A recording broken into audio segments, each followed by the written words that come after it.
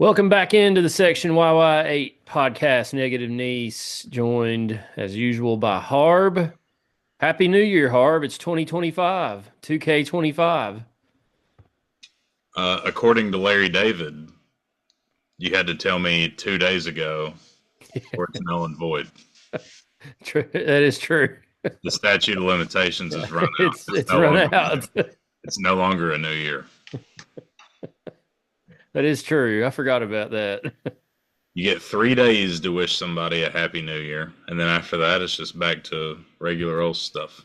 Yeah, because we're on what, day 5 of the new year? So it's just 2025 now. It's not a new year anymore. Correct. I hear some people say New Year's. Happy New Year's. Happy New Year to me is how I say it, but I hear people come up, Happy New Year's. Like years? The way I look at it is you wish someone a happy new year, but if you're trying to figure out plans, you say, what are you doing for New Year's? Exactly. That's how I've always looked at it. Before we get going, Harb, I want to let everybody know that our last episode has eclipsed over 2,000 views or listens or whatever you want to call it, mainly on the YouTube channel because some Ohio State fans got a hold of it, which is fine. It's what it's on. It's what it's on the web for. But not all the comments, like Georgia fans got on there and made a lot of comments negatively toward Tennessee and us. But the Ohio State comments were kind of a mixed bag. They uh, were talking about because they must have listened to quite a bit of the show because they were like, yeah, the bathroom stunk, and some guy got on there from Ohio and was talking about NIL, and it's kind of a mixed bag, but yeah, well over 2,000 views, Harbin. Crazy. Hey, 2025 might be our year. I told Adam Osment, Andrew's Physical Therapy, sponsor of the show, that they ought to open a location in Ohio after this. And send Adam to run it. Yeah, Adam, you can go up to Columbus and run it. I don't know if you want to leave Blaine or not, but thank you to those guys. Andrew's Physical Therapy sponsoring the show for us, partnering up with us. They've got locations, the aforementioned Blaine, Tennessee, and Strawberry Plains. Numbers are below. You can also find them on the World Wide Web at p4physicaltherapy.com. And once you get to that website, just go to, I guess there's a search button on there for their locations nationwide. And you can find Strawberry Plains or Blaine to get some more info on there. But phone numbers are below. Thanks to those guys for partnering up with us. We appreciate the help. And hopefully they didn't get any bad pub through the Ohio fans that saw the video couple over the last couple weeks. And also remember, like and subscribe to the podcast. Make a comment if you're watching the video. Harbin, I was going to say real quick before we get into the meat of the show here, I asked Alexa to tell me a football joke this afternoon. Okay. And it was Cowboys related. And you've probably heard this one before. She was like, God, I'm going to butcher it here. Something about the Cowboys are America's team. They can watch the Super Bowl at home with America, like the rest of America. I really butchered it, the approach of that joke, but I was about to say, I hope she told it better than you did. yeah, that was bad. But the Titans, man, I don't know. I sent Day Day Fall a message this afternoon. I'm not sure I can support that clown joke of an organization anymore until they make some substantial changes. I know I am wearing if you're watching or listening, I'm wearing the Chris Johnson Titans jersey from the late 2000s. But it's so bad. And Will Levis is out there completing a pass to Calvin Ridley and I guess Calvin Ridley went over 1,000 yards and he's out there doing the money thing. I'm like, this dude's he's so lame. He sucks. That whole franchise sucks right now. I don't know if you saw the game today, Harbin, or saw any highlights of it. I think there was as many people in the crowd as there was at the last Carter High School football game I announced back in October. It was pathetic, but I don't blame him for not going. But it's so bad, and I think they lost today. I didn't even watch it, but they apparently got the number one pick. I think. I don't know how that happened. I thought the Browns were getting it. So Jake said that you could probably have gotten into the Titans game if you brought two non-perishable food items. And I responded with, hell, they were probably handing out non-perishable food items just for you to come in. Yeah, I was just say they. I think somebody posted this morning, and it was around 10:30, 11 o'clock, that they posted I guess, a seating chart from I don't know, StubHub or Ticketmaster or whatever, and like you could get in the upper deck for like $10. And apparently, a lot of people did not take that offer because there was hardly anybody in the stadium. And I was watching the Jets and Dolphins a little bit this afternoon, and there was literally at MetLife Stadium no one in the upper deck for that game. Of course, the weather's been bad too. The weather's been bad all across the Southeast and the Midwest and the Northeast. So you combine that with bad football teams, no wonder people weren't there. But NFL regular season's coming to an end as we're recording this. The Lions and the Vikings are playing 7-3 Detroit. So we're keeping our eye on that game. That's a battle for the number one seed in the NFC.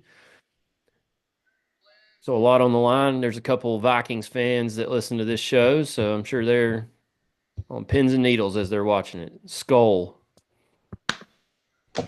All right, Harb.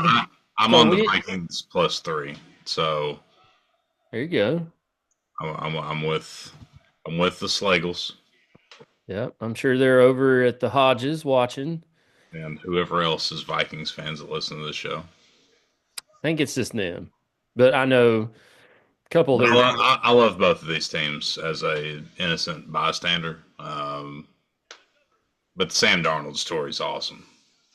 Everybody wrote him off, and he finally got a decent opportunity. And look at what he's doing. So La- shout out to that young man. Last NFL thing, it seemed like a lot of teams were wearing throwbacks this weekend. The Titans wore Oilers throwbacks; those were awesome. The best one though was Denver Broncos wearing their orange jerseys, white pants, and the blue helmets with the D on it, with the Bronco coming out of it. It was just awesome. They ought to switch back to those. To be honest, they're so much better than their current home and away jerseys. But Dolphins wore theirs a couple weeks ago from I guess it's from the '60s maybe or the '70s. I can't Those are remember. the ones that need to be the permanent ones. Yes, and that logo, the doll. I'm gonna buy a shirt. I used to be apparently when I was little. I loved Dan Marino and used to be a Dolphins fan. I don't remember that much, but I do have. I'll pull it out for the next show. I've been cleaning out my garage um, the past couple weeks, and I found an. Apparently, I must have dressed up as a Dolphins football player for Halloween when I was little because I've got this miniature two-bar helmet with the old Dolphins logo on it. So cool. They do need to switch back to those jerseys or those uniforms. They're very good. But enough NFL talk, Harbin. We got a lot of Tennessee Volunteers stuff to talk about. We'll get into Tennessee football here in just a minute. Transfer portal is hot and heavy on everybody's mind. I understand that. It was hot and heavy on our text group chat the other day and over the past couple weeks. But Tennessee men's basketball beat the Arkansas Razorbacks yesterday in Thompson Bowling Arena. I don't think beat was the right word. Decimated might be a better word. Dominated might be a better word to use. 76-52 over the Hawgs in TBA at FCC. And Coach Calipari for the Razorbacks said after the game, there's a reason Tennessee's #1 in the country, and that's it right there, what you saw today. Just physically dominated Arkansas on the glass. I mean, I think at one point, I haven't looked at the final stats, but they were plus 20 on the boards and were out rebounding Arkansas plus 15 on the offensive glass. It was like 23-8 at one point. And I'll look that up while we're talking here, but I mean, physically dominating Arkansas on the glass. Chaz Lanier is him, 29 points, 5 of 9 from 3-point range. Igor Milicic, 13 points, 18 rebounds. Okpara played one of his better games of the year. Gainey, he scored 7, but he was a key contributor. Zakai Ziegler, 38 minutes, 12 points, 7 assists. I mean, the guy just, Rick Barnes said it after the game, I think, the other day. What we're going to do, what are we going to do when that guy graduates this year? I don't know how you replace him at the point guard position, but that's something to worry about at another time. We got to worry about this year. But only thing that concerns me right now about this team, and since we've recorded last Harbin, there's been some attrition with the roster. Cameron Carr just up and quit. No one really seems to know why, or they haven't said why, but they're down to 9 scholarship players. They played 9 players yesterday, but only had 9 total points off the bench. They need to try to stay healthy because they don't have a lot of wiggle room as far as um, you know backup players to go to if something happens. But other than that, this team that was probably against Arkansas. I thought their best game of the year as overall unit, how they played.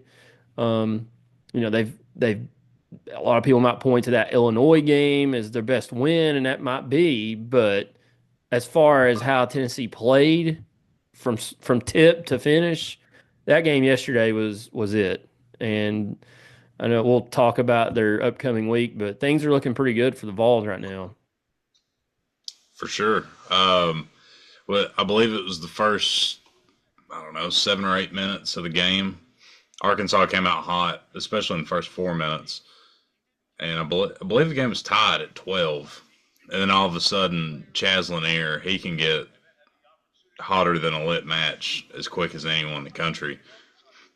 He rattled off 7 in a row. Calipari calls timeout. It's 19-12, and we never, ever looked back after that.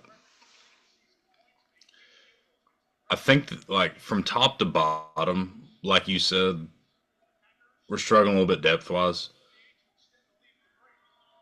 And with Cameron Carr leaving, I'm not going to speak a whole lot on it because I don't know what's going on. If it's for personal reasons, I wish him nothing but the best. If it's just because he was upset about not starting or something, see you later. But like I said, I'm not going to speak on that because if he's got something going on, like I hope he figures it out. And that's all I'm going to say about that. Wish him the best either way. But the 9 that we do have, it's just January 5th, so I don't want to go crazy here, but the 9 that we got is up there for the best 9 we've ever had, based on what I've seen so far. Starting unit's great. The 4 that we got playing after that, very solid. I mean, if Lanier has an off night, you can go to Gainey. If Gainey has an off night, you can go to Milicic. If Milicic can't fill it up, you can find Okpara down low. And if all those don't work, you can turn to the guy that's ran this offense for 3 or 4 years, and Zakai Ziegler. That's been all SEC twice, I believe. I mean, this team's loaded. And I've tried to pump the brakes a little bit, just because I've seen good Tennessee basketball teams before. This has potential to be the best Rick Barnes coached Tennessee basketball team so far. These guys are awesome. And it's not like we're relying on one guy, and if that guy's not scoring, we're only going to score 55. Like, we've got options. And they all played harassing defense. What impressed me the most against Arkansas, and really every big game we've played so far, is how we dominate on the glass. Uh, I remember when Akpara committed or signed in the transfer portal, a lot of people were worried about him replacing Aidoo because of his offensive game 6 feet away from the basket or further. Well, those people of which that are listening, are you still worried? Because as soon as Aidoo decided to bolt and play for Calipari and go to Arkansas, I was like, that's fine. You were never you were never part of Tennessee to begin with. If you go to play for Calipari, and I wish him the best, but you saw how it turned out for him on Saturday. He got bullied, just like he did with us for 3 years. Anytime he played somebody stronger than him, I don't know why anybody's surprised. He finally scored his first bucket with like what 10 minutes left in the game. Think so, yeah. Yeah, yeah. But well, enjoy Fayetteville. Yeah, Hope you it's a beautiful place. Yeah, hope you get a good discount at Walmart, Jonas. Uh, Fayetteville's beautiful this time of year. I mean, it was a splendid place back in October when I was there, or whenever I was there. I'm not going to turn this into shitting on Arkansas or Fayetteville, but uh, I love Agpara, and I think he fits this team perfectly. When you got this many guys that can score, you don't need a big man, or you don't need a center that can shoot 20 footers or take somebody off the dribble. You have a 7 foot guy that can do both of those. You don't need two of them. You need a guy that can bang in the post, protect the rim, and catch lobs. And that's what we have. And he's an absolute perfect fit for this team. I'm glad to have him. I thought he played incredible against Arkansas. Yeah.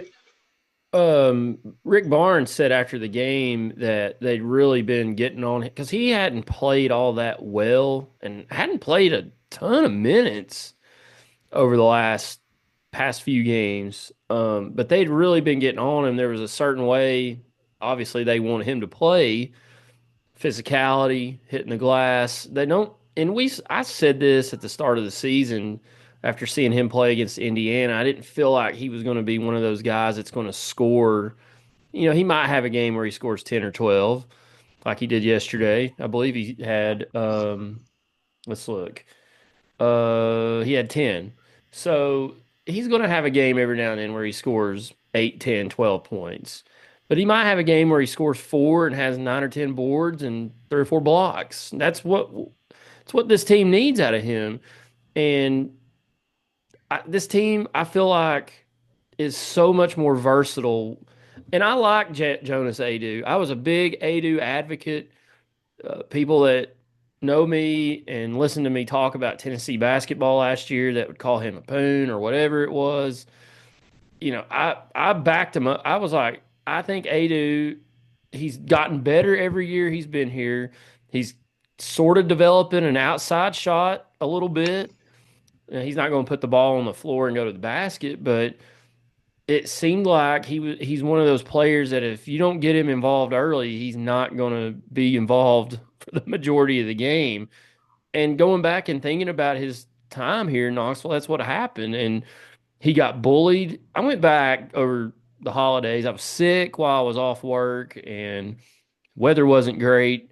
And I was watching some old videos and I watched the Creighton game from the Sweet 16 last year. And I'd forgotten he didn't play a ton in that game because he kind of got pushed around. And it continued into of course, everybody remembers the Purdue game when Zach Edey kind of bullied him. Of course, he pushed everybody around, but um, it it kind of started back. I mean, you could see it back then, and I didn't want to see it, I guess, but you could tell yesterday he got bullied again, and they didn't get him involved early, and that according to the announcers, he's been sick. And they played him the last game, and Coach Calipari said they probably shouldn't have played him. Whatever. I just think my point is, I just think this team is so much more versatile with Okpara instead of him because he gives him more versatility. And Aidoo blocked shots and rebounded well at times. I mean, he was one of the best shot blockers in school history if you go back and look at the numbers. But Okpara gives him more versatility. He's more physical. He's a better rebounder. He's just all around a better defensive basketball player, and they didn't necessarily need the offensive side out of him like they thought they might have with Aidoo. So they got plenty of offense right now with Chaz Lanier and Milicic and Ziegler and whoever else steps up. What? But yeah, that very impressed with the game yesterday. Of course, it's not going to get any easier coming up at Florida this week and at Texas. Games Tennessee's going to be favored to win. This Florida game's probably going to be, I mean, by BPI, they're favored to win, but the Florida game's about 50-50. The spread, the last that I saw, Tennessee was a half-point favorite, so it's essentially pick 'em. Yeah. But before we get into that, something I want to say.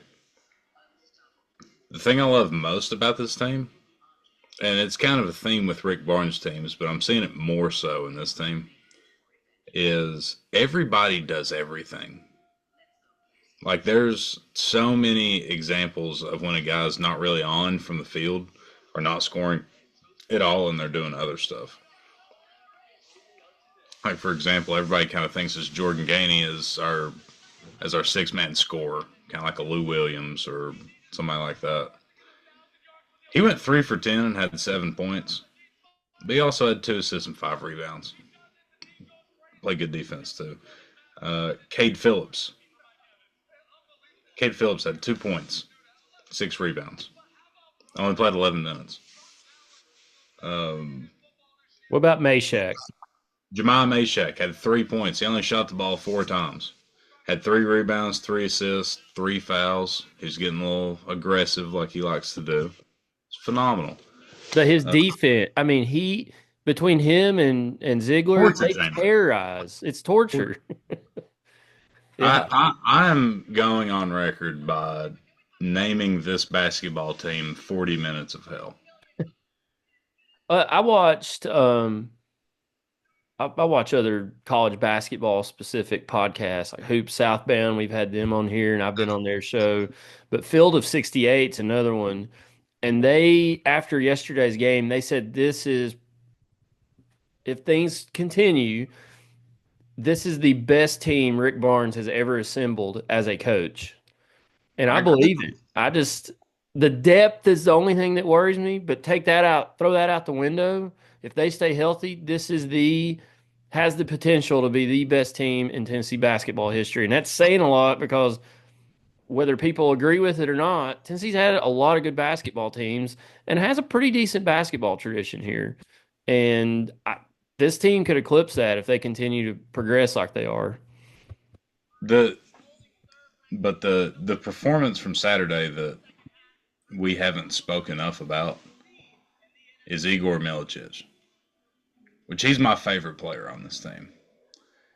13 points on 411 shooting. He's been in a shooting slump for about a month. Mm-hmm. He'll figure it out. He's a career 39.5% point 3 point shooter. And he went from being the guy to being one of the guys. He'll figure it out eventually. But he goes 411 from the field, 13 points, 18 rebounds, and 5 assists. I don't think enough people are talking about the 5 assists enough. I mean, 5 assists isn't like eye-popping numbers, but for a 6'11 white guy that's been playing for this team for what, 2 months, 3 months, whatever Yeah. you want to call it, dude's incredible. Like I, off the top of my head, we've never had a player like him. I'm not saying he's the best player we've ever had, but just like his style of play and his size. We've never had a 6'11 stretch the floor playmaking guy ever that can move like he can. I'll put it that way. Yeah. It's incredible. He played 36 minutes. He's definitely a key component of this team going forward. And the big concern is if anybody goes down, it's going to hurt really bad.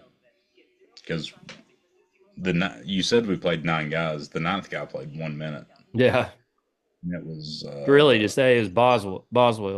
yeah, yeah, exactly. So we're 8 deep right now. And that just is what it is. But I'll take our 8 versus any 8 in the country Yeah. as long as everybody stays healthy. Knock on wood and praying for that.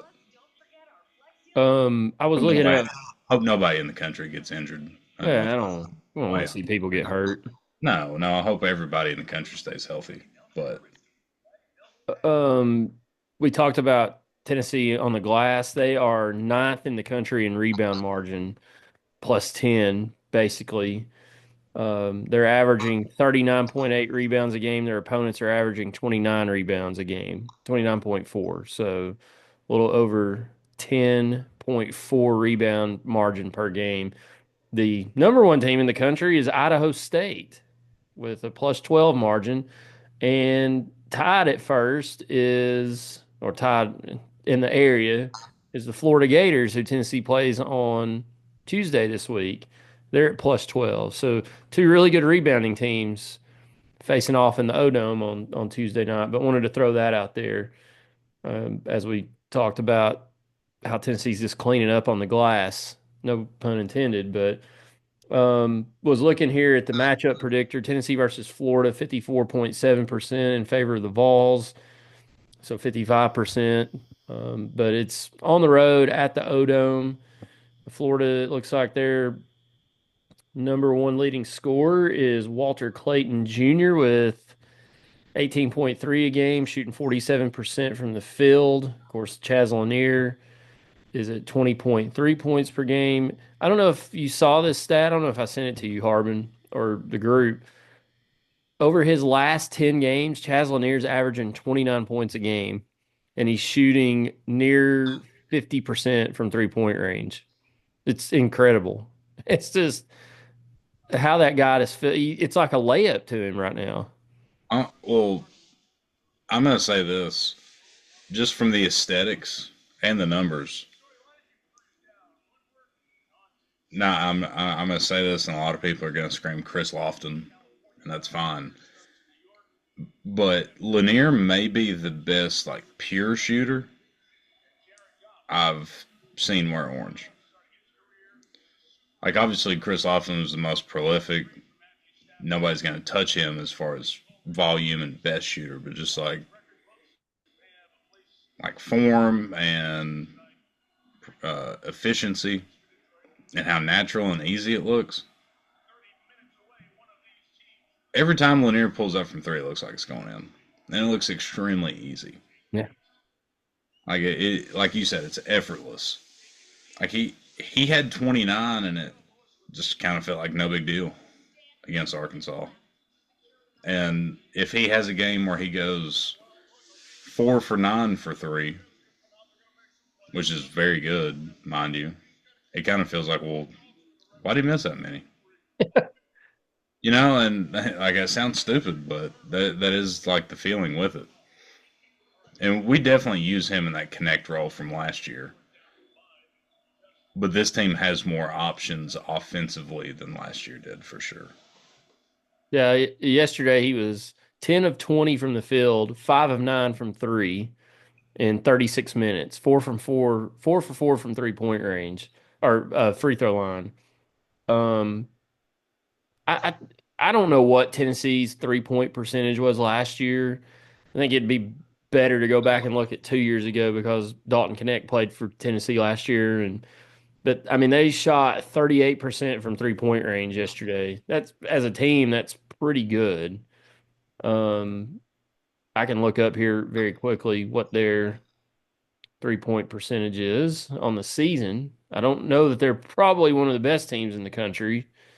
Um, well, they're not in the top 50, so never mind. Anyways, I feel like to the naked eye that they're shooting the three ball. I know they're shooting the three ball a lot more this year, I feel like they're shooting the ball better this year than they did last year from beyond the arc. I'd be interested to see I what they're. guarantee we're within the top 50 in 3-point makes per game. So we're 94th in 3-point percentage at 35.71%. The leader in the nation is Bradley, the Braves, at 42%. Good Lord. Yeah, that's pretty good for a team to shoot 43%. Damn. Good for them. Um, but yeah, we can dive into basketball statistics in depth maybe next week. But tough week for the Vols. 2 games on the road at the O-Dome on Tuesday night against the, as of recording, the number 6 ranked Florida Gators. They lost on Saturday at Kentucky. It was the first weekend of games in the SEC. Oklahoma, Florida, and Tennessee came into Saturday as unbeaten, and Tennessee was the only one left standing undefeated after this past Saturday. But Tennessee's got to go on the road to Florida, who now has 1 loss. They go to Texas, who's 11-3 overall. They lost to A&M on Saturday night. I need to look, Harbin, at the scores from Saturday. I feel like every team on the road lost in the SEC. Let's look that up real quick. You think I'm right or wrong? I bet one road team won. Let's see. Tennessee beat Arkansas 76-52. Auburn beat Missouri 84-68. Alabama took down previously unbeaten Oklahoma 107-79. Kentucky took down, as I mentioned, previously unbeaten Florida 106-100. Wonder what the over/under was in that game. Let's see. Texas A&M beat Texas at home 80-60. Mississippi State beat visiting South Carolina 85-50. Ole Miss beat visiting Georgia 63-51. LSU ruined it. LSU lost at home to Vandy 80-72. So only, let's see, 1, 2, 3, 4, 5, 6, 7, 8 games this weekend. Home teams went 7-1 in the SEC. It's tough to play on the road in football. We know that, and it's also tough to play on the road in the SEC in basketball. How do you think Tennessee does this week? On the road at Florida and then on the road at Texas. Realistically, it would be hard to say that we win both of those games. Uh, we've said it a few times on here. SEC play is going to be an absolute gauntlet this year. And we know that. There's been multiple analysts talk about it. I think I heard was Jay Billis on the Kentucky Florida game? I think so. I didn't get to see much of any of that game. That So game I, was I awesome. think he was, though. That game was awesome, by the way, if you didn't get to watch it. Just I saw the point, last like 2 minutes. points. Um, but in that game, I think it was Jay Billis who was like, "Do not be shocked if the SEC regular season champion goes 13-5." And then whoever was on the call during the Tennessee Arkansas game, I was working during that game, so I didn't really pay attention to who it was. It was, Carl Ravitch and Jimmy Dykes. It was Jimmy Dykes that said it then. He also said that like 14-4 will probably definitely win the SEC. 13-5 may, and it's true. This conference is absolutely loaded right now, and obviously in January we'll definitely see a separation of the field. I think South Carolina got beat pretty good yesterday, didn't they? They're widely Yeah, considered the worst team in the SEC, but they them in Missouri kind of got, well, I mean, Auburn was 18.5 point favorites and only won by 16, but they pretty much dominated Missouri and Mississippi State, who's a good basketball team. I mean, they're not one of the top 5 teams, but they're top 25, but they just absolutely dominated South Carolina. At one point, I looked, they were up like 35 or 40 almost at one point. But yeah, South Carolina and I think South Carolina and Missouri and LSU are probably your bottom 3 teams right now because Vandy is playing A lot better than a lot of people thought. But But I think also, those three teams are probably the worst. South Carolina is considered the worst team in the league, and they have a win over Clemson. Yes. Yeah. And their first conference loss was their fourth loss of the season. So there's going to be absolutely zero off nights in SEC play. Um, I don't know. I could see a random team, whether it be us or Auburn or maybe Alabama. I don't know. It could be anybody. Just get really hot and get some breaks go their way and go 15-3. It can happen. Is it likely to happen? Absolutely not. Because I think we're going to beat each other up. And I think this season is one of the best seasons or the best chances that the SEC produces a national champion. Now, I think it's the same effect as 2 years ago when UConn won the national championship. When UConn was, they were a 4 or 5 seed in the national tournament. Hmm. Their conference record, I don't know how many games the Big East plays, but their conference record was not super impressive. They didn't even win they didn't win the regular season or the conference tournament, I don't believe. But when they got in the tournament, they beat everybody by, I think their average margin of victory was like 18 or 20 on that national championship run. And Dan Hurley got asked about it. And he's like, look, no disrespect to anybody we played in the tournament. We just got out of the Big East. He's like, we didn't figure anything out. We're playing the same exact basketball. We're just not playing Big East teams anymore. Yeah. And I truly believe that's what SEC play is going to be like this year. For the first, I mean, this may be the first time in at least my lifetime that the SEC is top to bottom the best basketball conference in the country. Oh, I'm pretty sure it's definitely the first time in my lifetime. Yeah, I mean, normally the SEC is good, or it's at least top heavy. Like there's 4 or 5 really good teams, but it was either Joe Lenardi or Andy Katz, and this is probably an exaggeration. But he was like, I wouldn't be shocked if the SEC had 14 tournament teams. Could you imagine that? They got, according to Lenardi, they got 13 in right now. Which is way too early to call that. Right. But would you imagine how crazy that would be for one conference to have 13 or 14 tournament teams? It's wild. And it's not out of the realm of possibility. I mean, you go down the line, a lot of these teams are impressive. Obviously, us and Auburn are probably the top two. We'll find out more.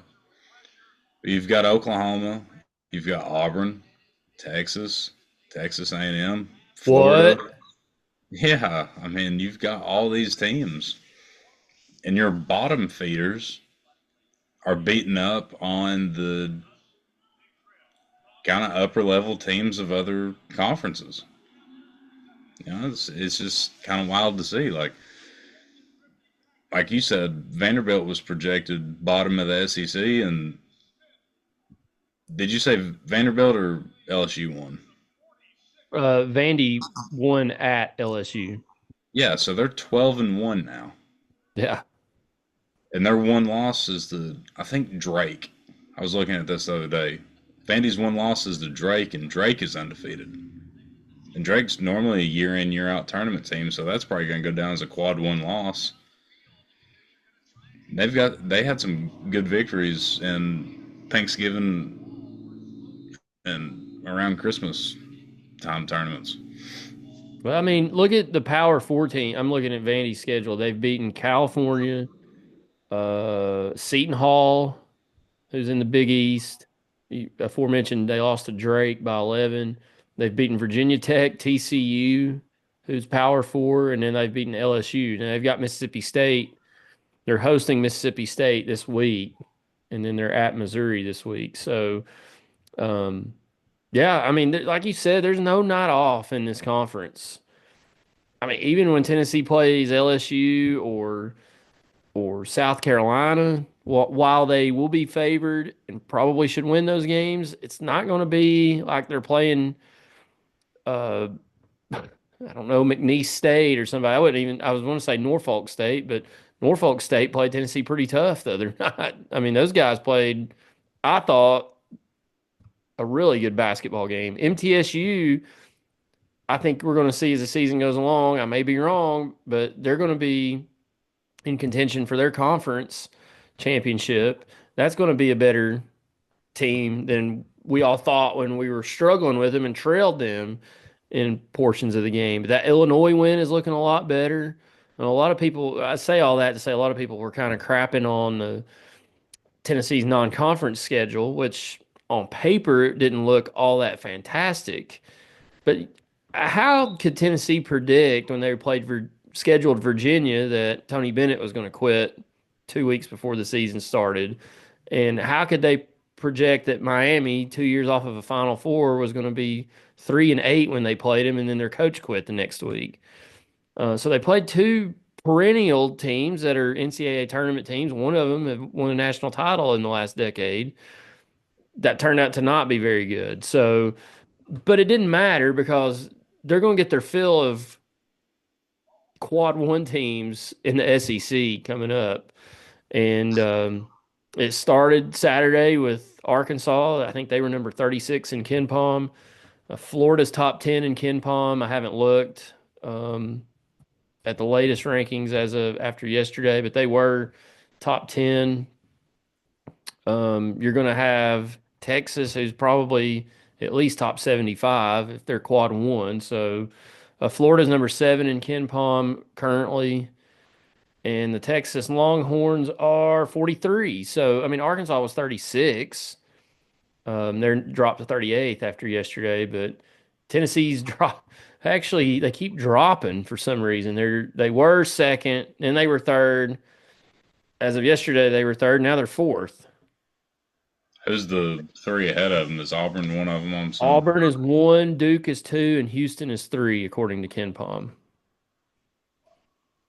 And Tennessee is number one in defensive adjusted defense, number 20 in adjusted offensive rating.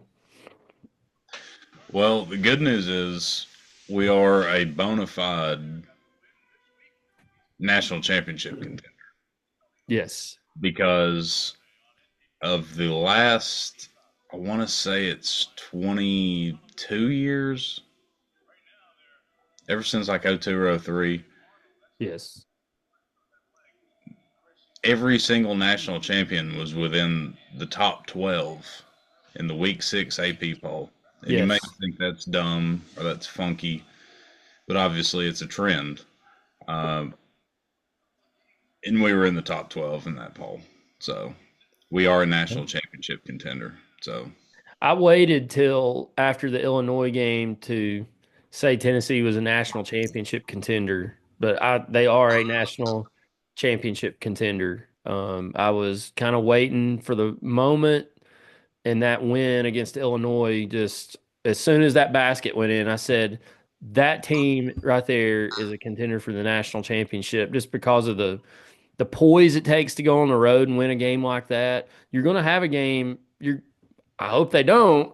They're going to have situations like that in March, whether it's in the SEC tournament or if it's in the NCAA tournament. They're going to have situations like that. And that just told me that this team has what it takes to go all the way. I think it's in San Antonio this year, maybe the Final Four. To get to San Antonio, the Alamo Dome, and win the cut the nets down, climb the ladder, cut the nets down. But big week for the Vols. We'll be back next week to break it all down. But Vols are the last remaining undefeated team in America in Division One men's basketball, 14-0. They were joined by the ladies. They were 13-0, but they fell short to Oklahoma today, so they're no longer undefeated because we were the only men's and women's basketball program in America to have both teams undefeated. So that ended today. So um, I could see Tennessee losing to Florida on Tuesday night. That's a tough place to play. Florida's a really good basketball team. They're well coached. So if I had to pick, I would probably take Florida in that game, just simply because it's on the road. But I think Tennessee takes care of business next Saturday night at Texas. So I think they go 1-1 this week. But losing at Florida, unless they just get blown out for some reason, I mean, it's a wash in my opinion. I mean, because that's a quad one game. They're top 10 in the voting polls. They're top 10 in every analytical poll. So it's really, so what? If you lose, it's breakdown stuff to work on to get better. But if you lose it, you just wash and move on because it's like you said, you're going to have 14 wins, might win it. It might be 13. I don't know. It's wouldn't surprise me if the SEC champion went 13-5 this year. Probably more likely 14-4, but win at home and see what happens on the road. I agree. I would take us against the Washington Wizards at Thompson Bowling Arena. That's not that big of an exaggeration, in my opinion, because they are bad. I'm not getting into the NBA, but I tried to watch a game the other night and I don't remember even who was playing. It was on NBA Network and it was the most atrocious basketball I've ever seen. I turned it off. I couldn't watch it. It was the I do need T-Wolves and somebody. I can't remember who it was. I do need to say one thing. We have an alien playing in the NBA. Since I'm the NBA guy of this podcast, Victor Who's Wembanyama is the most terrifying individual I've ever seen play basketball. And I saw a stat, and this will scare you too. He at the time of this graphic, he had played 99 NBA games. He's going into his 100th NBA game. Through 99 games, they put his stats up against other prolific players in NBA history stats. He had, I believe it was 100 more points than LeBron James had through 99 games. He had, I think it was around 30 or 50 more blocks than Akeem Olajuwon had through his first 99 career games.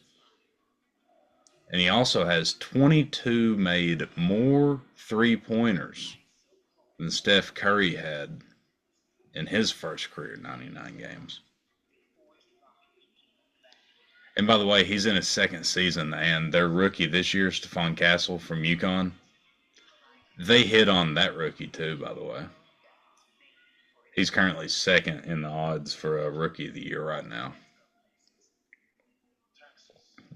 The Spurs just continue to do things year after year. So Victor Wembanyama is a scary individual. So keep an eye out for him. If you have a favorite team in the NBA, you better hope they win a championship in the next year or two. because it's going to be him. It's going to be him. Yeah, If he's he good. doesn't, He's good. if he doesn't get hurt, knock on wood, and I hope he don't, because he can go down to be a legendary player. It's going to be terrifying what he does. Yeah, he's good. I've watched him a little bit.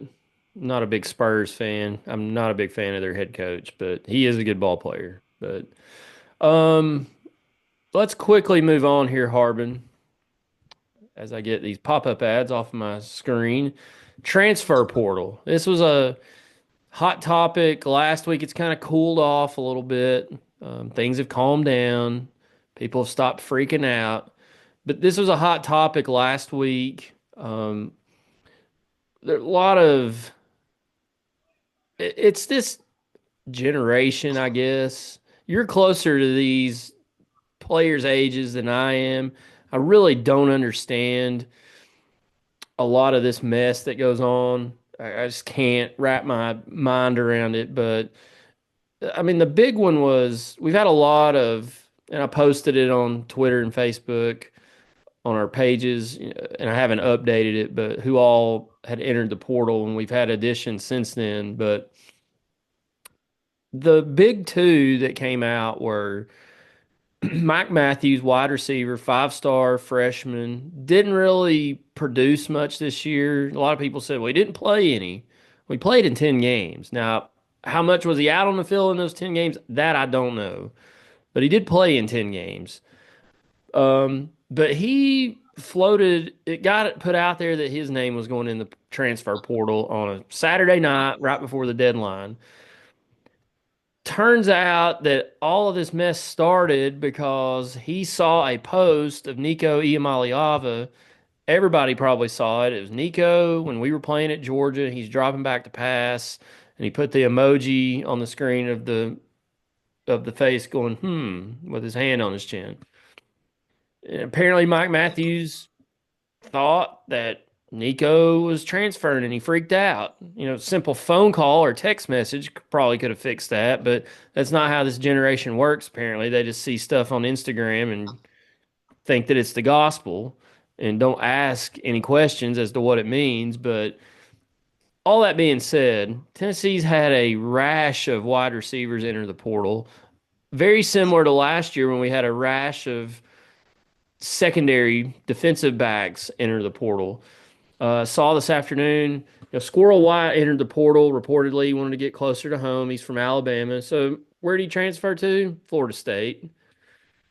That makes a whole lot of sense.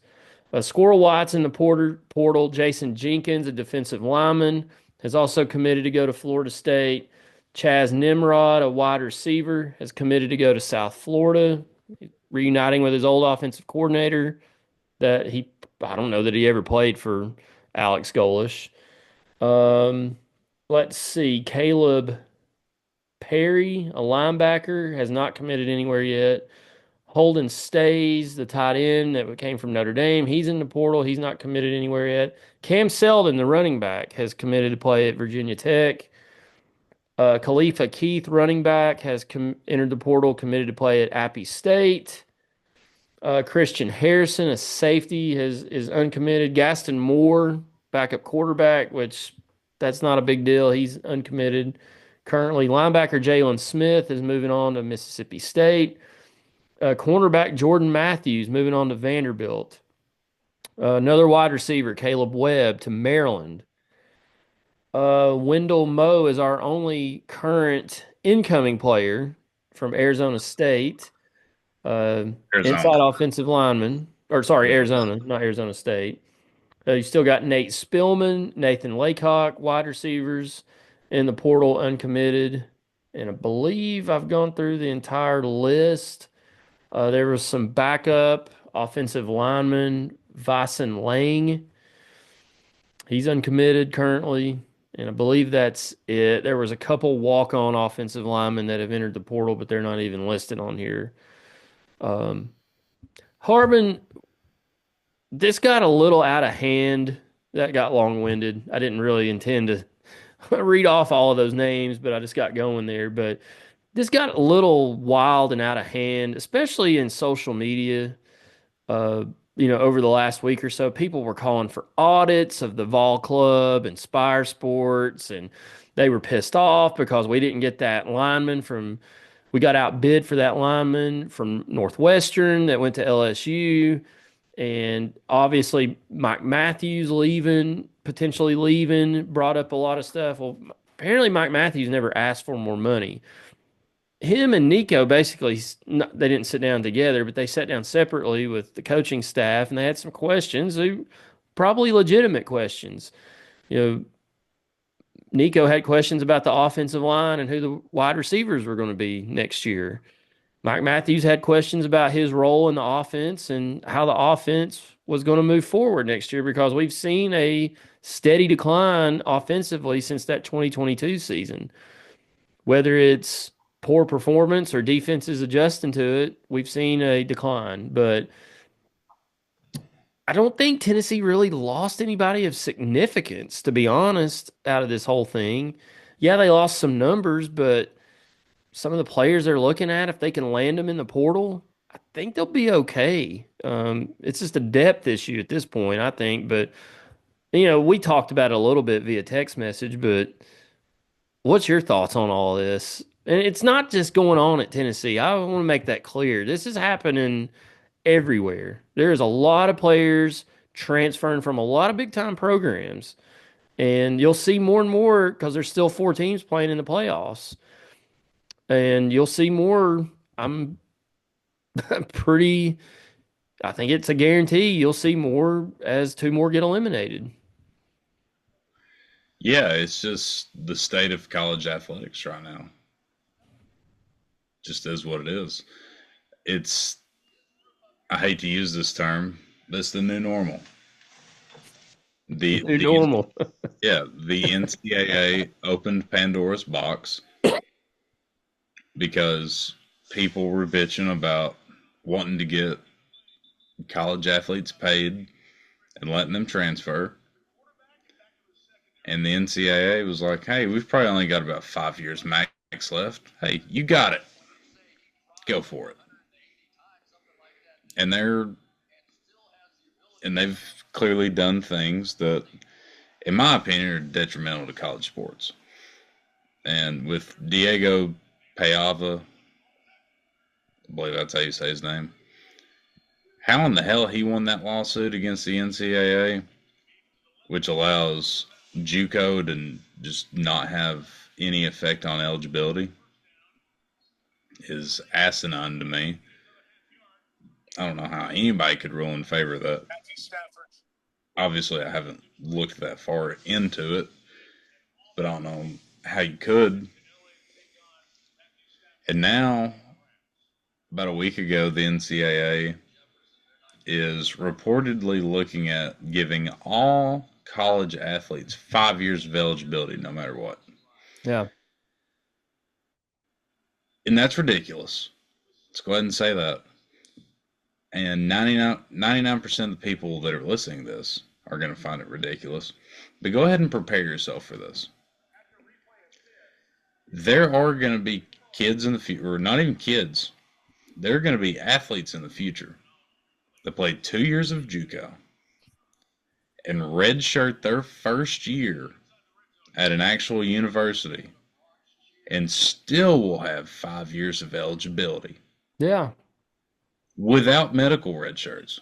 So right there is 8 years. I'm 26 years old. I graduated college this spring will be 5 years ago.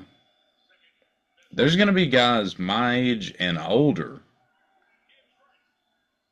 even without medical red shirts, playing college football or basketball or baseball or golf or whatever you want to call it. It's ridiculous. At that point, you're not a student athlete. And the biggest thing for me is academic advisors are going to have to get the biggest pay raise because they're going to have bullshit classes to keep putting these guys Yeah. in to keep them a student athlete. And there's a guy on Twitter, I don't remember who it was. I'll blindly give him credit because I'm going to quote what he said almost verbatim. He said, "Look, I'm more than happy to see some of their guys get doctorates for little to no pay. But how many doctors have you ever met that played offensive line at Ole Miss?" Yeah. It's it's a money grab at this point. The NCAA is almost dead. We're getting there. I realize I've gotten quite off topic here. No. Well, Oh, you're it's really fine. not a topic. It's more of a broad topic than it is about Tennessee. But it's ridiculous, you know. And It these kids that are leaving, it's not even that they don't like Tennessee or they don't like Alabama or they don't like Michigan or wherever they're leaving. They're leaving to get a couple more nickels, you know. And can I say that I blame these kids? Not necessarily. I really don't. Nace, let's say you're a wide receiver. Let's say you're 18 years old and you're getting, let's just say, $100,000 a year cash on top of your full scholarship and benefits and free meals and all that good jazz. You're getting $100,000 to play football at, let's just say, Virginia Tech. And you love Virginia Tech. You grew up in the Bristol area. You're a Virginia Tech fan. Y'all are pretty good. Like, you have friends there. But then randomly, Baylor says, "Oh, they're only giving you 100 grand a year. We'll give you 150." I mean, you grew up semi same way I did. You know, we weren't hurting, but we weren't wealthy. Would you say no? Be hard. Yeah, like it would be extremely hard. And then you'd have to be like, "Coach, I love Virginia Tech," or wherever you were, but they're offering me 50 more $1,000 a year. And that is not what NIL was ever supposed to be. It was supposed to be kids get money on their names getting put on jerseys. Yes. They're sold in the stadium or sold online. In my opinion, the best way to go about this was the kids, especially in Power Four conferences, got a percentage of the TV revenue because you're not tuning in to watch Kirby Smart, or you're not tuning in to watch Josh Heupel or Dan Lanning or Ryan Day. You're tuning in to watch Ryan Williams, Travis Hunter. The list goes on and on. You're tuning in to watch players. That's what this should have been. It should have never been, "Hey, I've got $500 million to my name, and I went to Michigan. I'm gonna pay $12 million to make sure we have the best quarterback in this recruiting class." It was never supposed to be that. You know, like, we didn't get the kid from Northwestern, that tackle. LSU got him. They probably threw an absurd amount of money at him because they originally had $10 million allotted for the Underwood kid, Mm-hmm. uh, The quarterback, quarterback. that grew up in Louisiana, grew up an LSU fan, had been committed to LSU for a year and a half, and they reportedly were going to give him $10 million, and then, or nine, or whatever it was. Then all of a sudden, Michigan comes out of nowhere and offers them somewhere between 12 and 15 million to play college football, mind you. So they've got $10 million of dead money. They probably overpaid that kid. He benefited from the broken part of the system. And I'm not mad at him. I'm very happy for him. He's obviously a smart kid. He got into Northwestern, getting paid a lot of money to play college football. If he's worth a shit, he will go to play professional football at the NFL level. I don't know. I'm 26 and I feel like an old man because I hate every bit. I really do. It's Well, just, I say that comedically, but I say it seriously as well. essentially what this is doing, especially if they do the 5 year thing, but even if they say they keep it at four, but even with this new ruling where the junior college years don't count, you're essentially turning the Power Four programs into the major, almost NFL type football teams. And even you can go on to basketball and put that in there too, where you've got these group of five programs and even smaller that are your developmental programs, the minor leagues, basically. And a lot of these kids, it's going to make high school recruiting. I'm listening to VolQuest the other day. They basically said, don't pay attention to recruiting rankings anymore. I mean, it's cool to look at, but Tennessee 2 years ago had the 12th rated recruiting class. How many of those kids are even still on the team? A lot of those names that I mentioned a minute ago were in that recruiting class and they're not even here anymore. So that 12th, that number 12 rating of Tennessee's football recruiting class from 2023 is almost irrelevant. And it's basically turning your Tennessees, your Florida, Alabama, Georgia, Michigans, and whoever, turning them into they're the major leagues of college sports, and then you've got your MTSU's and you'll have a Chaz Lanier that may not be very highly recruited, may go to junior college, then goes to North Florida because nobody knows who he is, and he keeps developing it. All right, boom, Tennessee season, and he's one of the best players in the country now. But we didn't develop him. Rick Barnes didn't develop him. He may have worked on his jump shot this summer and helped him out. He's only been here for 8 months, maybe. So somebody else developed him and brought him along, which is fine, I guess. But it's just, I get, I hear people on a lot of these podcasts, and you look at the message board, said a lot of people like, my dad's age and even my age, and between my parents and my age, it's hard for us to fathom that this is what college sports is now, because that's not what we grew up with, and it's not really what collegiate athletics is supposed to be. It's supposed to be you go to school for 4 years and you play for that program. If you don't like it, you leave. Maybe you get one unlimited transfer, and then that's it. But you got kids. It's basically a wild, wild west free agency. I know there was a backup quarterback from Georgia. He is back in the portal as of today. He had already committed to, I think, Miami, left there, went to Florida, left there and went to Georgia, sued Florida because they didn't give him some money that they supposedly promised him. Now he's left Georgia. He's just a sophomore. He's been committed to three different schools already. And like now he's going to go to his fourth. It's like, where does it stop? Like, they don't even do this in the NFL. There's free agency, there's a time frame to get it done, and then there's contracts.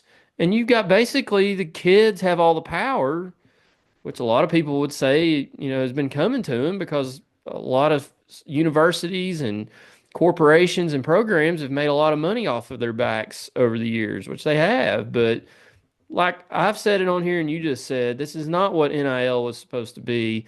It was supposed to be for guys to make money off of their jersey sales and to get to do some commercials and get paid. It's now we're basically just paying them to come here. Like, what are they doing for it? I never see Nico in any commercials.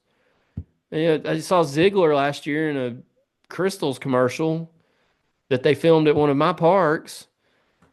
Great. What do these guys do? They're just getting paid to play. This is not, they're just basically professional athletes now, which if that's the system, that's fine, but it's basically NFL junior at this point. But we got way off topic there.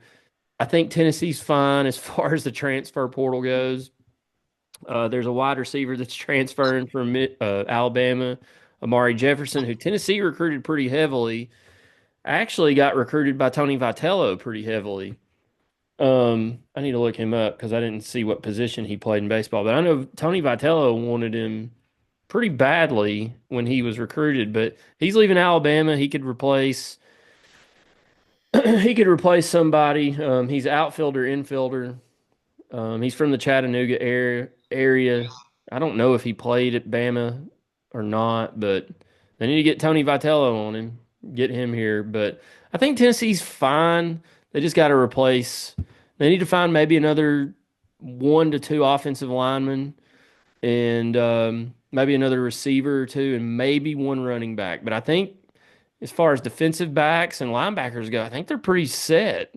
Maybe a defensive lineman might help, but I don't know. I don't know. The thing is, it's a slippery slope because when you lose a good amount of guys in the off season, either to the NFL or the transfer portal, you feel the need to fill the gaps with transfer guys. And especially in a unique situation like Tennessee's in, we're still dealing with scholarship limitations from the Pruitt era. Yep. So we're kind of behind the 8 ball with that. And I don't think anyone would argue the fact that we're ahead of schedule on the rebuild. We've won, 11 games, 9 games, 10 games the last 3 years, in years 2, 3, and 4 of the Heupel regimen. However, where the slippery slope comes in, the teams that are most successful in college football are the ones where 90 to 95% of their contributors are day one guys in that program. And even with the transfer portal over the last 2 or 3 years, that's still the case. You don't build a program by bringing guys in January and they play in August. You build a program by establishing a culture, guys learning the scheme and how things are done. To say culture again, I guess, over the course of 3 to 4 years. Like Ohio State's a perfect example of that. I think Kirk Herbstreit was talking about it while I was playing Oregon. I want to say if there are 22 starters, 20 or 21 of them are day one Ohio State guys. Like, Yeah, on defense. Yeah, on defense, I think all of their guys were Ohio, like brought up and built up Ohio State. I think they had two transfers that contributed. correct. Yeah, and like of the 11, like 9 of them were like third or fourth year guys. Like that's how you build a sustainable powerhouse. Georgia does the same thing. How many times do you see like a big name guy transfer into Georgia? Not Not often. often. Same thing with Alabama for the most part. Obviously, they've fallen off a little bit, which is a different topic for a different time. But in Tennessee's situation, which is one of the more unique ones in the country, dealing with scholarship limitations and kind of being ahead of schedule in the rebuild, you have to rely on the transfer guys. But at a certain point, you got to keep the guys you got and not really care about bringing anybody in. Yeah. If you want to truly get to where you want to be, that's just kind of the way I'm looking at it. I don't know. I don't know if there's a problem per se on us retaining players. I think every school in the country, no matter how big or small you are, you're going to have guys leave. Even if they play, they're going to leave to either play more or make more. That just is what it is. And if it's the Wild Wild West and there's no rules, if I'm a third string guy that plays 6 to 7 games at Tennessee, and I didn't really grow up a Tennessee fan, I don't really give a shit about Tennessee. Hell yeah, I'm going to transfer to Appalachian State. Because if I ball out next year, I can jump back up to Power 4 again. Why wouldn't you? They're going to have to cap it. They should have done this before they started the transfer portal.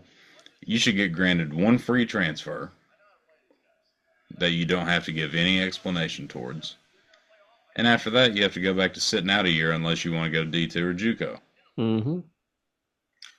And since you've opened Pandora's box, if they do relegate it, if your coach gets fired or takes another job, that can probably count as a free transfer if you follow that coach. I don't know how you would go about that. The NCAA probably doesn't give a shit because they know Yeah. that they're limited. But yeah, it's a mess. But as far as Tennessee goes, I think we're okay. I'm slightly concerned. And if you're not slightly concerned, then I think ignorance is bliss, for a better term. We're losing a lot of depth. We have currently one guy in. If anything, we're going to be extremely young next year. I don't hate that. I would rather see a true freshman make a mistake as opposed to a fourth or fifth year guy. But coming off 11, 9, 10 win seasons, do you really want to see anybody make a ton of mistakes? I don't. Mm. I like where they've been, but we'll see. Hopefully, David. Hopefully, this kept coming up, Harbin, and several people I know texted me about it and said this like, "Oh, the culture must be not as good as we thought it was over there because we had a lot of people transfer." I don't agree with that because Tennessee basketball had a lot of people transfer out last year, and I think they have one of the best cultures in all of college basketball. But what would your opinion be on Josh Heupel right now? I'll put this up on the screen. He's 37 and 15. He's 2-1 in bowl games. He's made the playoffs this past year. Or Tennessee made the playoffs under him. He's 4-8 versus Alabama, Georgia, and Florida. I mean, when you look at his peers across the nation, I put this together the other day. There's one, two, three, four, five, six, seven, eight, nine, counting Heupel on here. There's Kirby Smart, Ryan Day, Marcus Freeman, Brian Kelly, James Franklin, Lane Kiffin, Dabo Sweeney, Josh Heupel, and Steve Sarkisian. Heupel is eighth out of those nine in win percentage.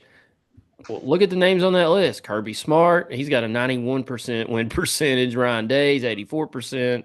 You can see the rest of them on the screen. You got Marcus Freeman, 32 and 9. You got Brian Kelly's 40 and 12. James Franklin, 41 and 13. Lane Kiffin, 38 and 13. Dabo Sweeney's 40 and 14. Steve Sarkisian's 38 and 16. So Heupel right there with them. I mean, I don't think Tennessee has a culture problem in their football program. I think it's just the era that we live in because Alabama's had several players come out this past week and enter the transfer portal. Do they have a culture problem? I mean, they had players leave under Nick Saban, but I don't know. I mean, I don't think Tennessee does. It's like Brent Hubbs always says on his podcast, it's never as good as it seems. It's probably never as bad as it seems. And yeah, Tennessee lost a handful of wide receivers, and they also lost a handful of defensive backs last year, and that turned out pretty well. Um, so maybe they were asked to leave. I don't know. I mean, what's your opinion on and it's kind of hard to judge us not being in there, but Josh Heupel so far through 4 years at Tennessee and the culture at Tennessee, do you think there's a culture problem within the locker room? Short answer is no. No, I do not think there's a culture problem. I don't think there's a problem in general. I really don't. I don't want to sound the wrong way when I say this. There's a lot of people out there, and this is going to sound extremely negative, and I don't mean this negative, just hear me out. There's a lot of people within this fan base that thinks Tennessee is a top five football program of all time. And we're not. We're not. Just is what it is. You could argue a top 10 program of all time. We're somewhere I would listen to arguments for anywhere between 8 and 13 off the top of my head. I agree with that. Yeah, and that's what we are. You know, And that's well, awesome. yeah, it's phenomenal. That's what I'm saying. Like, this isn't a negative thing, but like if we plateau at winning 10 or 11 games, not winning the SEC, and making the playoff and winning a game or two and not getting any further, that's really not that awful. You know, like nostalgia is a thief in a sense. You know, like people look back at the '90s, and some people are like, "Man, we were kings in the '90s." No, we weren't. We're really good. Don't get me wrong. Nebraska in the 90s. And if you compare Tennessee and Nebraska's history, I think they're probably the most comparable. But if you gave Nebraska the edge, I wouldn't argue with you because if you boil it down, there's never been a decade in college football, at least since World War II, that Tennessee's ever been the best team of that decade. Nebraska has at least one in the 90s. You know, uh, I don't know. Like, I mean, you could argue that Tennessee was a legitimate top five program in the 90s. I think for, that's without a for doubt, sure. especially No, that time frame from 95 to 2000. I mean, because were pumping out NFL players like crazy, winning games like crazy, winning championships. Grubb always says Tennessee football and the Braves, they were the 90s Braves because they only won one national title. But I mean, you just mentioned Nebraska. We weren't beating Nebraska if we ever, I mean, we played them in 97. They beat the brakes off of us. Um, right. Florida And was also, always in our way. I mean, and it also was, that 01 season. yeah. I was 3, so I'm not. It's not I like remember it very vividly. I'm not trying to pretend like I'm an expert on that era. But that 01 team, everybody wants to say if you win the SEC championship, that was a potential another national championship season. There was no team in the country beating Miami that year. Zero. It would be cool to say we went to the national championship that year, but we'd have got beaten by 30.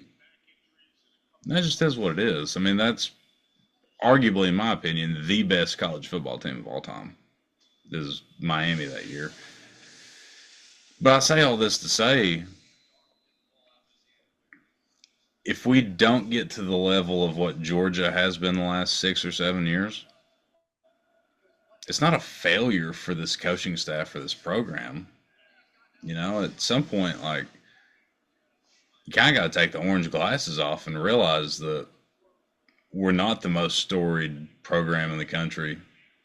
Like if we get to a point where we win multiple national championships in a 5 or 6 year span, that's our peak of all time, or at least in the modern era. You know, like we may like. Now I hate to sound like this because once football season rolls around, if this happens again, I'm gonna be one of those ones that gets irritated at it too. So I don't want to sound like a hypocrite. But if we go 10-2 and we lose a game we should and lose a game we shouldn't, don't make the SEC championship game and make the playoff, and don't really make any noise, people are going to be mad at the end of the season. I'm going to be one of those people. Mm-hmm. Like if we go 10-3 every year with a playoff loss in the first round, in a level-headed mindset, who's upset with that? Seriously. I mean, especially after the last 16, 17 years of what this program's done, can't really be mad at it. At some point, like if you do it every year, like you need to make that next step. But there's only so many programs, in my opinion, in the country that can make that next step. But with the state that college football's in, with NIL and transfer portal and everything, anything's possible. Yeah. We can do anything. But people that get mad about us going to Columbus and getting shit stomped. I mean, I'm mad that we got shit stomped. But you saw how Oregon, I mean, you saw how what Ohio State did to Oregon in the Rose Bowl. That made me feel a little bit better. Yeah. I don't You could know. argue that we played a better game than Oregon did, and they're the number one team in the country, and it was on a neutral site. Yeah. And that's opened up a whole nother conversation Yeah. on this playoff bracket. I hate it. I hate the 12 team. We've talked about it on Twitter a little bit. It should have went to 8 at the max. But they're obviously not going to cut it down. If anything, they'll grow it because it's a money grab. But if they keep it at 12, they're gonna have to tweak it. And just in my pea-sized brain of college football, I've got a couple things. One, I think the first round games or the playing games, whatever you want to call them, the round that Tennessee played in, those need to be the bowl games. 8 versus 9, 7 versus 10, 6-11, and 5-12 need to be neutral site games. If you really want to reward the teams that get a bye, the teams that win a neutral site game get to go on the road to the top four teams. Because we saw the rest versus rust debate. Every single team that had a home game in the first round won. And then every single one of those teams beat the team that had a bye on a neutral field. I mean, hell, they got 3 or 4 weeks off. At that point, it's rust. Yeah. It's a 1 year sample size, but we saw it. It happened. If you move the bowl games to the first round, those teams are more evenly matched. They didn't win their conference, more than likely. Or if they did, it was the worst conference out of anybody that made it. You shouldn't reward, like Texas, for example. You shouldn't reward Texas with a home game. Ohio State lost to Michigan last game of the year. As good as they look right now, they didn't deserve a home game at the time. Mm. Tennessee definitely didn't. Can't beat Arkansas. You know, those games need to be played on a neutral site, and then if you win that neutral site game, you should have to go on the road, and that's how you reward teams like Oregon was the only undefeated team in the country. And that's how you reward the SEC champion in Georgia. And then after that, they need to do it like the NFL and reseed after the first round. In no way, shape, or form should Oregon and Ohio State been a quarterfinal game. Mm. It should not be a landlocked bracket. It should be Oregon plays the worst remaining seed. And not based on the seeds that they bracketed it by. Like the actual rankings that the College Football Playoff Committee put out. So, like, for example, Oregon should play Arizona State. Georgia should have played, who would have been, maybe Boise State. Do it like that. Yeah. Like, if you are given the 1 seed in this playoff bracket, you should not have the hardest road. Like, it makes no sense to me. And what I'm saying feels like common sense. And I feel like there's a lot of people that are listening to this that are going to agree with me on that. People are screaming that Tennessee got screwed with their draw. Oregon got screwed with their draw. Big time. Like, your reward for going 13-0 and winning arguably the hardest conference in the country was to get the second best team in your conference on a neutral site. And if you win that game, you get Texas in the Cotton Bowl. Basically a road game. Yeah, basically a road game. Like, that's Oregon's reward for not losing all year. Yeah. Like, It's there's major flaws in this, and I don't like this format at all. It should have never went to 12, but they're definitely gonna have to tweak it for sure. Yeah, they're gonna have to. I think the thing they'll fix is probably not giving automatic buys to the conference champions because it screws the seeding up. I mean, whether you agree with that or not, I mean, you winning the conference should automatically get you into the playoffs, but giving them auto buys is basically screwing the seating up, and that's why we ended up with what we've got, is because I think it's simply because of that. And until they fix that, it's going to continue. If they don't change anything after this year, it's going to happen again next year because you've got Arizona State sitting there as a 4 seed. They're not a 4 seed. I know they played. Um, Penn State down to the wire and they played their I understand that, but they are not a 4 seed. They just weren't. And they don't need to be rated as a 4 seed. But anyways, we'll we'll have a lot of time to talk about that as we move on toward college football. And I think at some point I want to have a conversation on here about, what is you talked about, is Tennessee just a 10-win program? But what do they need to do to take that next step? What does Josh Heupel need to do to get to the level that Georgia or even Alabama and some of them are at? Will we see a program like Georgia and Alabama again? Georgia had their flaws this year. Alabama definitely had their flaws. Will we see programs like those two programs dominated college football the last 8 years? Will we see that again? I mean, Clemson is still very good, but they're not really competing for a national title anymore. And I didn't feel like Georgia, I didn't even pick them to win against Notre Dame. Of course, their quarterback was out, but to me, they weren't a legitimate national championship threat. So, I mean, Tennessee's right there on the verge. So, what do they need to do to break through and get, if you're watching, to get one of these banners hanging behind me? Um, if you're listening here in the podcast studio, there's a national championship banner from '98 hanging here on the wall. Um, and got the new pin it up for baseball behind me. But I mean, what does it take to get one of those? I mean, that's the next step in Tennessee. And they're still going to have an uphill climb. Like you said, we're down basically two scholarships every year. Everybody else is at 85, we're at 83. That might not sound like a lot, but it could be. Depth wise, it definitely could be. But yeah, it's a lot of good topics as we go along through basketball season and get through into baseball and then into the summer.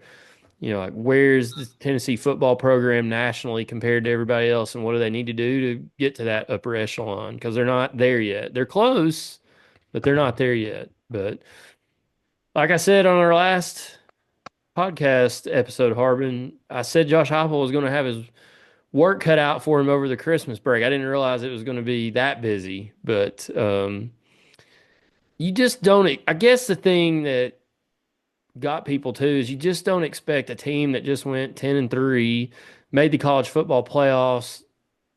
I know they lost in pretty bad fashion at Ohio State, but a lot of good vibes around the program. Got a young, up and coming 5-star quarterback. You got a head coach that's been very successful while he's been here. A lot of good momentum, and then everybody leaves. So that's like, that throws up red flags. Like, was it really that good? Like, what is going on there? So you just don't expect that to happen after a successful season. But when you look at it on paper, was it really all that substantial, the pieces that left? I don't think it was.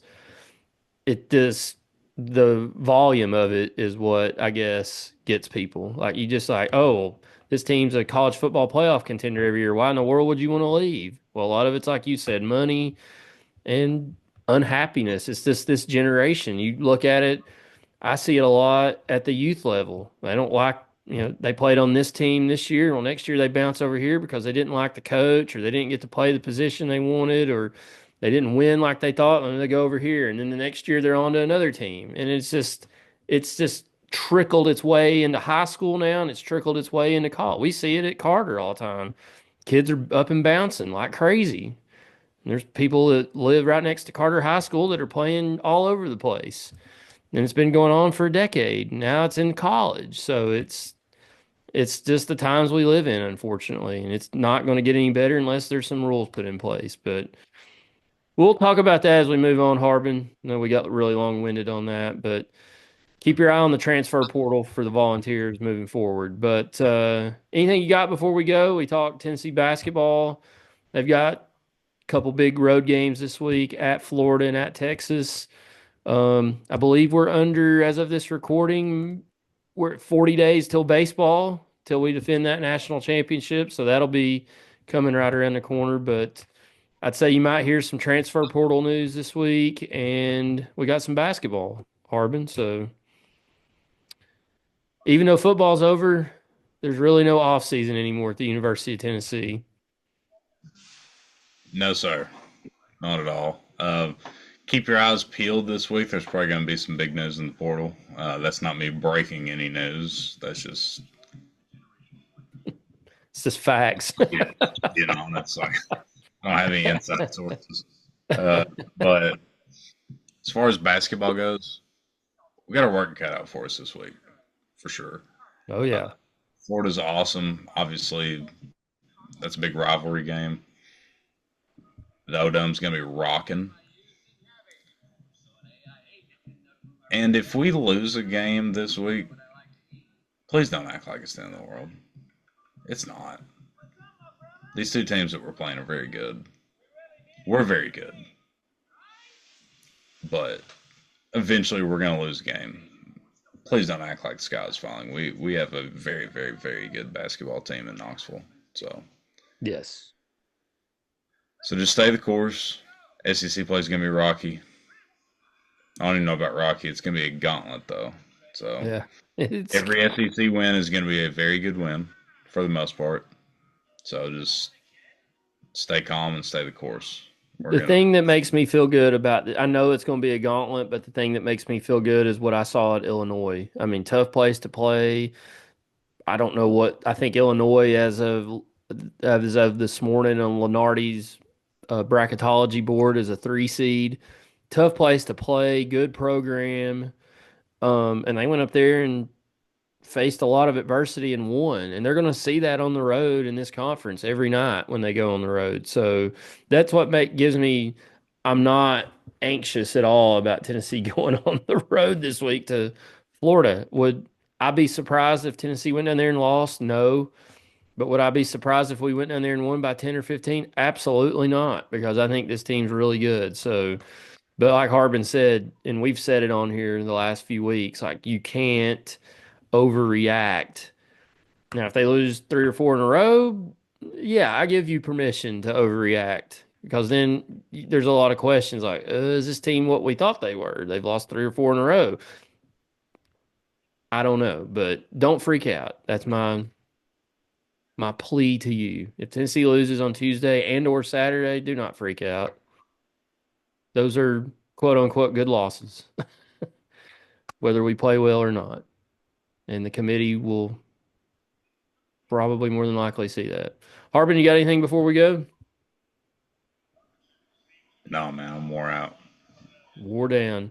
I'm going back to the real world tomorrow on Monday, back to work. I've had a week and a half off, so it's been good to get rested up. And I was sick about half the time I was off, so got over that finally. But we're back in it, back to the real world, Harbin. And Tennessee basketball is playing this week, so it'll get us through the week. The week will fly by. It'll be Saturday night before we know it, and the Vols will be playing in Austin, Texas. So, anyways, thank you guys for listening. You know, I was joking around earlier about the 2,000 views and downloads between Spotify and and YouTube, but we really do appreciate everybody listening. That's awesome. Thank you to Andrew's Physical Therapy, Mike and Adam for tagging along with us here. We'll hopefully send some. If you're listening to this and you go to Andrew's, tell him you listen to the podcast. Tell him YY8 sent you, Harbin. Absolutely. I've recovered with them before. I know you have. Oh yeah. They're great people. They'll take care of you. So And they got Santa. You were telling me Santa went and got some rehab, and Santa visited my house and my nephew's house. So I mean, he got out. Mike and Adam got him back, or Adam, I guess, got him on his way. they did, and that just goes to show you what good work they do at Andrews and P4 Physical Therapy. So And there might be some big news coming from Andrew Physical Therapy soon. I don't know a lot of details, but I'm hearing rumblings of some big news coming soon. uh, So could be coming soon. So appreciate those guys. Remember to like and subscribe, comment, share, repost, retweet, whatever you want to call it. Thank you guys for listening. Harbin and I are going to tap out. Raw is War is on tomorrow night on Netflix. I don't have Netflix, so I'm trying to figure out how I'm going to watch how I'm going to watch the debut episode of Monday Night Raw on Netflix, but I have a feeling my favorite wrestler of all time, Stone Cold Steve Austin, is going to be there. So I gotta figure out a way to. I guess I might have to do a. I guess I might have to subscribe, Harbin. Just break down and do it. Is what it is. It is what it is. But anyways, hope everybody has a great week. Thank you all for listening. Go Vols. For Harbin, I'm Negative Neese, and we'll see you guys next week on the Section YY8 podcast.